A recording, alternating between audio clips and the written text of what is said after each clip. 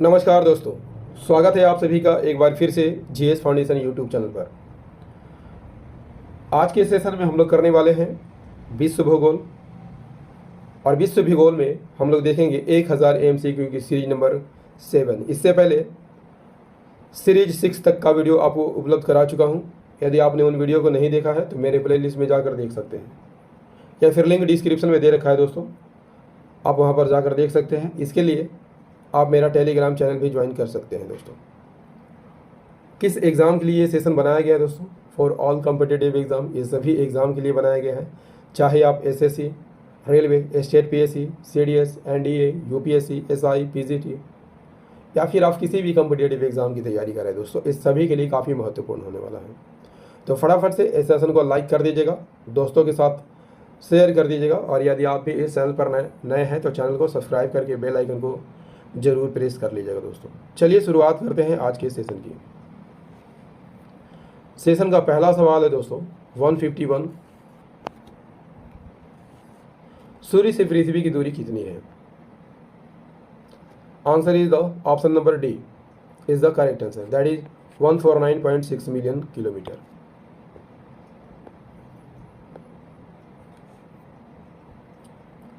सूर्य से पृथ्वी की दूरी लगभग कितनी है दोस्तों? 150 मिलियन किलोमीटर।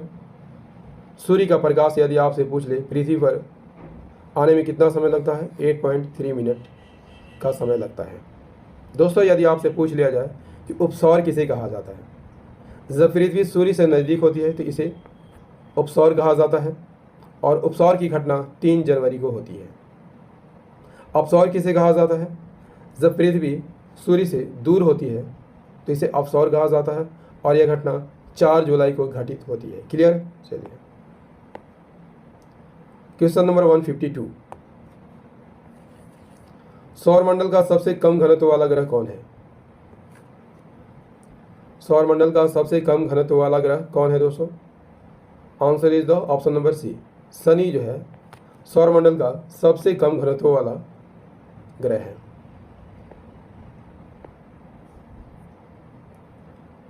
शनि की बात कर लिया जाए दोस्तों तो यह सबसे कम घनत्व वाला ग्रह है। घनत्व कितना है? 5.45 किलोग्राम प्रति घन सेंटीमीटर।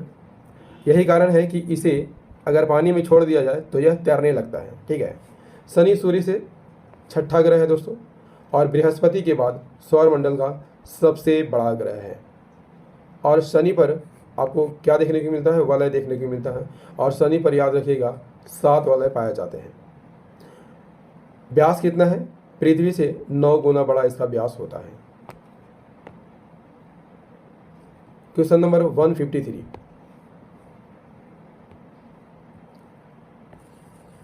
निम्नलिखित में से किस ग्रह के चारों अस्पष्ट वलय पाए जाते हैं? Answer is the option C, Shani ग्रह के चारों ओर अस्पष्ट वलय पाए जाते हैं। शनि ग्रह पर बता चुका हूं दोस्तों, कुल 7 वलय आपको देखने को मिलता है। शनि का वलय जो है बर्फ, धूल और कणों से मिलकर बना होता है। शनि के अस्थायी उपग्रह कितने हैं? 53। Next question, question number 154।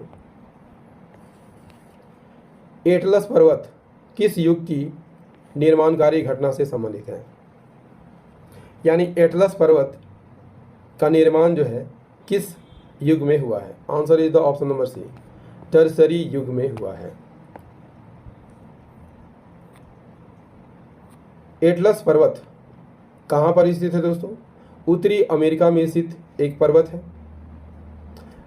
कैसे बना है? अफ्रीकी और यूरेशियन टेक्टोनिक प्लेटों के टकराने से बना है। कब बना है? 80 मिलियन वर्ष पहले। इसकी सबसे ऊंची चोटी यदि आपसे पूछ लिया जाए दोस्तों कौन है? माउंट टुबकल इसकी सबसे ऊंची चोटी है, और यह दक्षिण पश्चिम मोरक्को में स्थित है।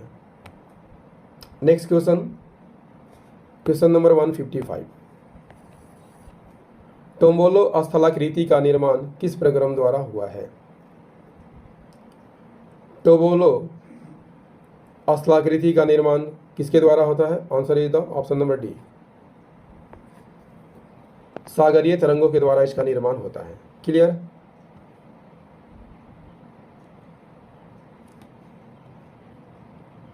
टोम्बोलो क्या है? एक रेतीला स्थल डमरू मध्य है दोस्तों, जो दो स्थलों को जोड़ता है। क्वेश्चन नंबर 156, यू आकार की घाटी कहाँ पाई जाती है? यू आकार की घाटी कहाँ पाई जाती है दोस्तों? यू आकार की घाटी कहाँ पाई जाती है? Option number A is the correct answer, that is Himani क्षेत्र में। यू आकार की घाटी बनती कैसी है? हिमनदों के कटाव से बनती है। और ये घाटियाँ कहाँ देखने को मिलती हैं? Andes, Alps, Caucasus, Himalaya, Rocky, New Zealand और स्कैंडिनेवियाई पर्वत पर आपको यू आकार की घाटी देखने को मिलता है। क्लियर। चलिए नेक्स्ट क्वेश्चन 157, सिंध नदी कहाँ बहती है? वेरी वेरी इंपॉर्टेंट क्वेश्चन आपके एग्जाम की दृष्टिकोण से है दोस्तों। सिंध नदी कहाँ बहती है? Option number B is the correct answer, that is France में बहती है। सिंध नदी फ्रांस में बहने वाली एक नदी है। इसका उद्गम कहाँ से होता है? डिजोन के उत्तर पश्चिम में मध्यम पठारी क्षेत्र से होता है। इसका मुहाना कहाँ है दोस्तों? यह इंग्लिश चैनल में जाकर मिलती है। लंबाई 777 किलोमीटर। और याद रखिएगा दोस्तों, परीक्षा में बार बार यह रिपीट किया जाता है सवाल कि पेरिस किस नदी के किनारे बसा है? तो पेरिस सिंध नदी के किनारे बसा है। दोस्तों यदि आपसे पूछ लिया जाए कि एफिल टावर कहाँ पर स्थित है? फ्रांस के पेरिस में ही स्थित है। नेक्स्ट क्वेश्चन, क्वेश्चन नंबर 158, नील नदी कहाँ गिरती है? नील नदी कहाँ गिरती है दोस्तों? Answer is the option B, भूमध्य सागर में गिरती है। नील नदी संसार की सबसे लंबी नदी मानी जाती है। क्लियर। इसका उद्गम कहाँ से होता है? विक्टोरिया झील से होता है, लेक विक्टोरिया से होता है। दोस्तों विक्टोरिया झील किन देशों की सीमा पर स्थित है? केनिया, युगांडा और तंजानिया की सीमा पर स्थित है। क्लियर। इन तीनों देशों में लेक विक्टोरिया का विस्तार है। लेक विक्टोरिया से कौन सी झील निकलती है? वाइट नील निकलती है। और इथोपिया के लेक ताना झील से कौन सी रिवर निकलती है? ब्लू नील रिवर निकलती है। जब ये दोनों नदियाँ सूडान के खार्तूम में मिलती है तो इसे नील रिवर कहा जाता है। कितने देशों से होकर गुजरती है? युगांडा, इथोपिया, सूडान और मिस्र देशों से होकर गुजरती है। गिरती कहाँ है? मेडिटेरियन सी में गिरती है, भूमध्य सागर में गिरती है। दोस्तों यदि आपसे पूछ लिया जाए कि आसवान बांध किस नदी पर बनाया गया है, तो याद रखिएगा, this is very very important fact, नील नदी पर बनाया गया है। दोस्तों यदि आपसे पूछ लिया जाए कि रेड सी और मेडिटेरियन सी को कौन सा नहर जोड़ता है, तो याद रखिएगा स्वेज नहर इन दोनों सागरों को जोड़ता है। क्लियर। चलिए नेक्स्ट क्वेश्चन 159, निम्नलिखित में कौन सी धारा जो है ठंडी जल धारा है? क्यूरोसियो गर्म जल धारा है, गल्फ स्ट्रीम गर्म जल धारा है, ब्राज़ील की धारा भी गर्म जल धारा है। तो कौन सी धारा ठंडी जल धारा है दोस्तों? Option number A is the correct answer, that is Benguela की धारा जो है ठंडी जल धारा है। वेंगुएला की धारा की बात कर लिया जाए दोस्तों तो कहाँ पर बहती है? अंध महासागर में यानी अटलांटिक महासागर में बहने वाली एक ठंडी जल धारा है। कहाँ पर बहती है? दक्षिण अफ्रीका के पश्चिम तट के सहारे बहती है। वेंगुएला धारा अफ्रीका के पश्चिम तट के सहारे बहती है, उत्तर की ओर बहती है, जो कि कैसी धारा है? ठंडी जल धारा है। क्यूरोशियो आपको चीन के पूरब में देखने को मिलता है दोस्तों, क्यूरेशियो। गल्फ स्ट्रीम नॉर्थ अमेरिका के पूरब में देखने को मिलता है।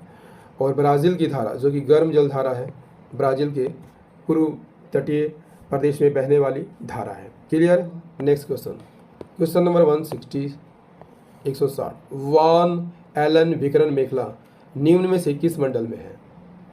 आंसर कीजिएगा फटाफट दोस्तों। वान एलन विकरण मेखला निम्न में से किस मंडल में स्थित है? Answer is the option D, बहिर मंडल में स्थित है। आयन मंडल की बात कर लेते हैं दोस्तों। तो आयन मंडल 80 से 400 किलोमीटर के बीच स्थित है। यहीं पर आपको विद्युत आवेशित कण पाए जाते हैं, जिन्हें क्या कहा जाता है? आयन कहा जाता है। रेडियो तरंगे इसी मंडल से टकराकर वापस आती है, जिससे हम रेडियो को सुन पाते हैं। क्लियर? क्षोभ मंडल की बात कर लिया जाए दोस्तों, यहाँ पर सारी मौसमी घटनाएं घटित होती है। समताप मंडल की बात कर लिया जाए तो पृथ्वी से 50 किलोमीटर ऊपर तक स्थित है। इसके 20 किलोमीटर तक आपको दिखाई देता है ओजोन मंडल, जो कि पृथ्वी पर पराबैंगनी किरणों को आने से रोकती है। मध्य मंडल की बात कर लिया जाए तो उल्कापिंड इसी मंडल से टकरा कर जल जाते हैं। क्लियर? बहिर्मंडल की बात कर लिया जाए दोस्तों, तो जितने भी उपग्रह स्थापित किए जाते हैं बहिर्मंडल में ही स्थापित किए जाते हैं। क्लियर? चलिए, हमारा नेक्स्ट क्वेश्चन क्या था दोस्तों? क्वेश्चन नंबर 161, रेडियो तरंगों के विक्षेपण के लिए वायुमंडल के निम्नलिखित स्तरों में से कौन सा स्तर उत्तरदायी है? रेडियो तरंगों के विक्षेपण के लिए वायुमंडल के निम्नलिखित स्तरों में से कौन सा स्तर उत्तरदायी है? ऑलरेडी बता चुका हूं दोस्तों, आंसर कीजिएगा फटाफट। रेडियो तरंगों के विक्षेपण के लिए वायुमंडल के निम्नलिखित स्तरों में से कौन सा स्तर उत्तरदायी है? Answer is option D, ion Mandal, ionosphere. IAS 1996 का सवाल है दोस्तों, तो काफ़ी इंपॉर्टेंट सवाल है। क्वेश्चन नंबर 162, निम्नलिखित में से कौन सुमेलित नहीं है? मिस्टर हवाई कहाँ चलती है? फ्रांस में चलती है, सही सुमेलित है। यामो जापान में चलती है। खमसिन मिस्र में चलती है। सिरोको कहाँ पर चलती है दोस्तों? सिरोको जो है उत्तरी अफ्रीका में चलती है। Option number C is the correct answer. Sirocco कहाँ पर चलती है? सहारा मरुस्थल से भूमध्य रेखा की ओर चलने वाली कैसी हवा है? गर्म हवा है, और इसमें बालू के कण पाए जाते हैं। सिरोको में बालू के कण पाए जाते हैं। नमी कहाँ से लेती है? मेडिटेरियन सी से नमी धारण करती है और इटली में वर्षा करती है।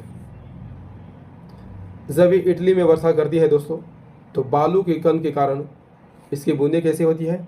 लाल हो जाती है। यही कारण है कि इटली में से रक्त की वर्षा के नाम से जाना जाता है। लीबिया में से गिबली, मिस्र में खमसिन और स्पेन में से लेवेस के नाम से जाना जाता है। क्लियर? चलिए, नेक्स्ट क्वेश्चन हमारा क्या कहता है दोस्तों? क्वेश्चन नंबर 163, किस प्रदेश में पूरे साल वर्षा होती है? किस प्रदेश में पूरे साल वर्षा होती है? Answer is the option B, विषुवतीय प्रदेश में पूरे साल वर्षा होती है। विषुवतीय क्षेत्रों में पूरे वर्ष वर्षा होती है और यहाँ पर लगभग हर रोज बारिश हो जाती है। विषुवत वृत्त की बात कर लिया जाए तो विषुवत वृत्त इसे 2 भागों में विभाजित करता है।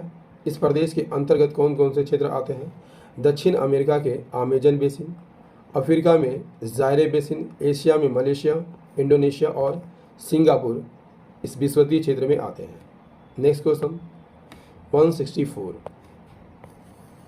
किस प्राकृतिक प्रदेश को विकास का प्रदेश कहा जाता है? विकास का प्रदेश किसे कहा जाता है? आंसर कीजिएगा फटाफट। Answer is option number C, मानसूनी प्रदेश को विकास का प्रदेश कहा जाता है। मानसूनी जलवायु का विस्तार उत्तर और दक्षिणी गोलार्धों में 50 से 300 अक्षांशों के बीच पाया जाता है और इन क्षेत्रों को मानसूनी क्षेत्र कहा जाता है। दोस्तों, सेशन कैसा लग रहा है कमेंट करके जरूर बताइएगा। क्वेश्चन नंबर 165, पेंसिल बनाने में निम्न में से किस वृक्ष की लकड़ी का सामान्यतः प्रयोग किया जाता है? पेंसिल बनाने में किस वृक्ष की लकड़ी का प्रयोग किया जाता है दोस्तों? Answer is the option B, देवदार वृक्ष की लकड़ी का प्रयोग किया जाता है। पेंसिल बनाने के लिए देवदार वृक्ष की लकड़ी का प्रयोग किया जाता है। इसका वनस्पति का नाम क्या है? सेड्रस डेओडेरा। नेक्स्ट क्वेश्चन 166, विनिपेग झील किस देश में है? Very very important question for your exam. परीक्षा में यह सवाल बार बार रिपीट किया जाता है। विनिपेग झील किस देश में है? Answer is the option B, Canada में स्थित है। विनिपेग झील कहाँ पर स्थित है दोस्तों? कनाडा के मैनीटोबा प्रांत में स्थित है। किस प्रांत में स्थित है? मैनीटोबा प्रांत में स्थित है। इसे पश्चिम का प्रवेश द्वार कहा जाता है। एक विनिपेग की स्थिति है यहाँ पे। Next question, question number 167।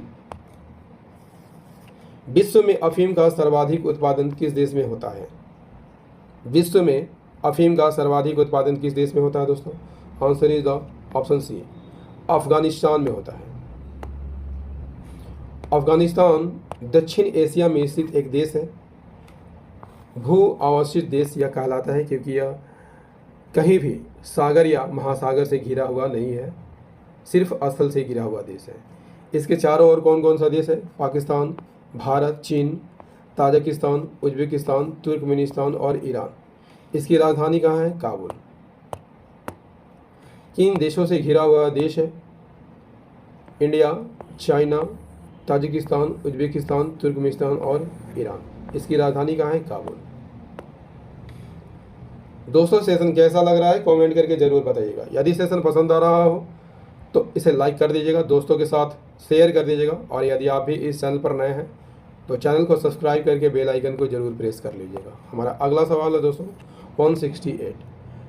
निम्नलिखित कथनों में से कौन सा कथन चीन के बारे में सही नहीं है? कथन ए, यह सर्वाधिक घना बसा हुआ है, बिल्कुल सही कथन है।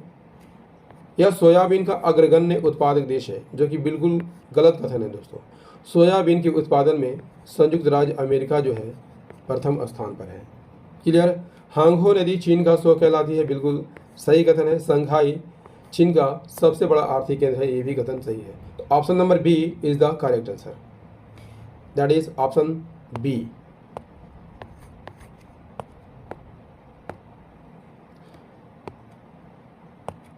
सबसे अधिक सोयाबीन का उत्पादन कौन सा देश करता है दोस्तों?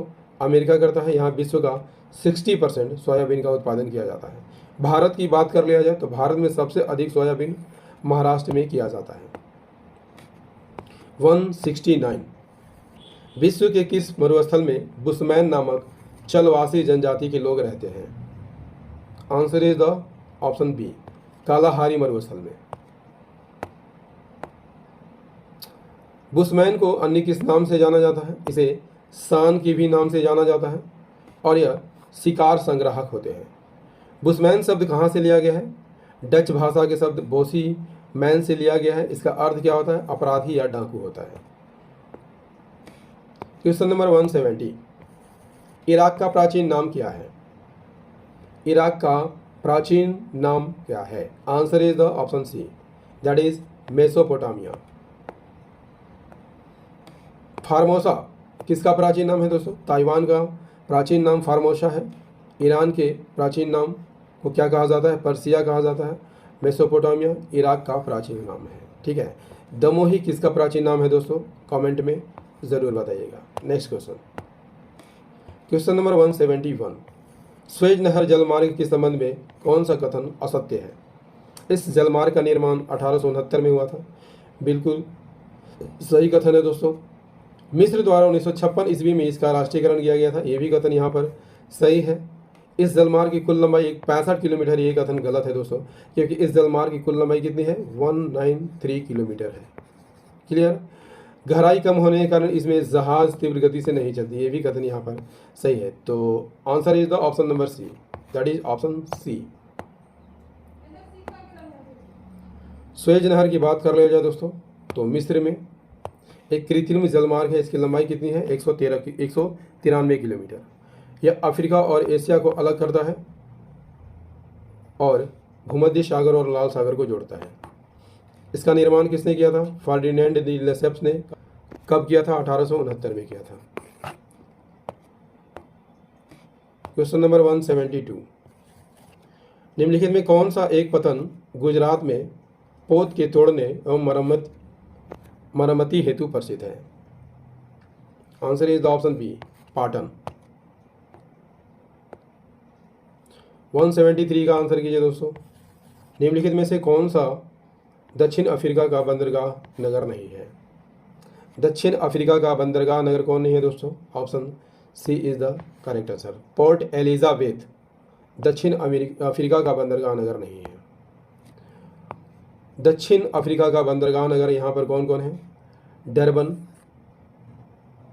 पोर्ट एलिजाबेथ और केप टाउन बंदरगाह नगर है, जबकि जोहान्सबर्ग अफ्रीका के बीचों बीच स्थित है।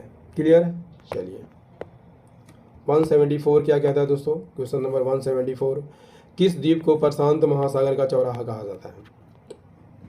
प्रशांत महासागर का चौराहा हवाई द्वीप को कहा जाता है। Option number D is the correct answer. हवाई द्वीप एक द्वीपीय देश है दोस्तों। मोना लोआ आपको यहीं पर देखने को मिलता है। मोना लोआ ज्वालामुखी हवाई द्वीप में देखने को मिलता है। हवाई द्वीप की अवस्थिति कहाँ पर है दोस्तों? हवाई द्वीप की अवस्थिति नॉर्थ अमेरिका के दक्षिण पश्चिम में यह स्थित है। क्वेश्चन नंबर 175 निम्नलिखित में से किस तिथि पर पृथ्वी और सूर्य सर्वाधिक दूरी पर होती है? तो बता चुका हूं ऑलरेडी दोस्तों। Option number B is the correct answer. 4 जुलाई को पृथ्वी जो है सूर्य से सर्वाधिक दूरी पर होती है। पृथ्वी सूर्य से सर्वाधिक दूरी पर किस दिन होती है? 4 जुलाई को होती है। दूरी कितनी होती है? 15.2 करोड़ किलोमीटर। जब पृथ्वी सूर्य से अधिक निकट होती है तो इसे क्या कहा जाता है? उपसौर कहा जाता है। कब होता है? 3 जनवरी को होता है। और इस दौरान पृथ्वी से सूर्य की दूरी कितनी होती है? 14.7 करोड़ किलोमीटर। क्लियर दोस्तों? वर्ल्ड ज्योग्राफी का सीरीज नंबर 7 आपको कैसा लगा कमेंट करके ज़रूर बताइएगा।